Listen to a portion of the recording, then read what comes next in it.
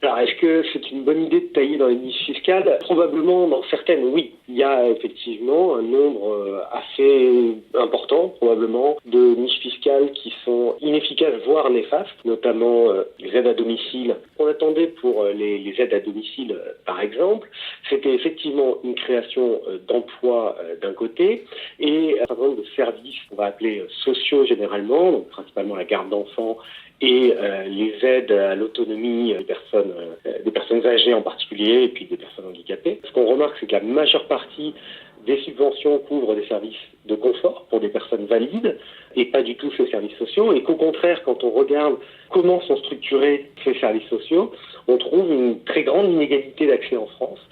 La garde d'enfants, la France est un des pays de l'OCDE qui est le plus inégalitaire en termes d'accès des enfants en bas âge à un mode de garde professionnel. Ce qu'il faudrait faire par rapport à cette niche fiscale, c'est effectivement de revenir sur un plafond beaucoup plus faible pour les services de confort. Ça va effectivement pénaliser les familles qui étaient les plus bénéficiaires. Quand on regarde qui bénéficie, c'est les ménages les plus aisés qui consomment principalement des services qui ne sont pas de la garde et qui ne sont pas des aides à l'autonomie. Il y a plusieurs points importants qui derrière ce mot domestique.